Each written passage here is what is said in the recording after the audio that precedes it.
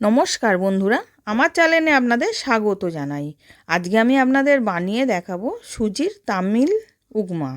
তার জন্য আমি 1 বাটি সুজি নিয়েছিলাম, নিয়ে গ্যাসের মধ্যে কড়া বসিয়েছিলাম। কড়াতে আমি হালকা করে ভেজে নেব সুজিটাকে, লাল লাল করে ভাজবো না।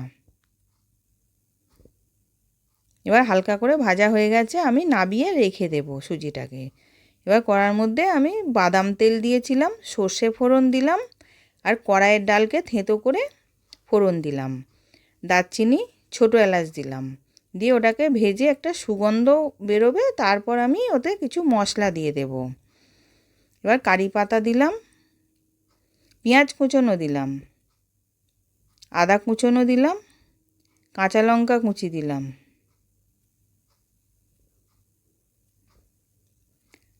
কাজু বাদামকে কুচিয়ে রেখেছিলাম সেটাকেও দিয়ে দিলাম। দিয়ে ওইগুলো সব একসাথে লাল লাল করে ভেজে নেব।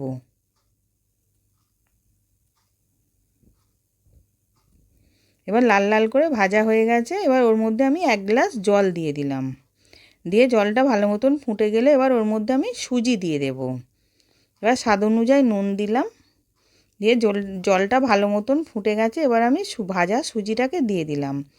দিয়ে ভালো করে নেড়ে নেড়ে আমি একটা টাইট বানিয়ে নেব।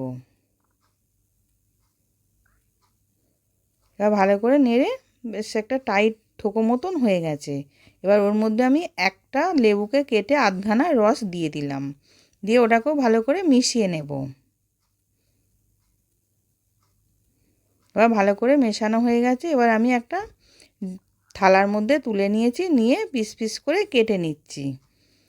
এবার পিস পিস করে কেটে আমি সার্ভ করেছিলাম। আশা করছি ভিডিওটা ভালো লেগেছে। আমি হাজির হব আর এক নতুন রেসিপির সাথে।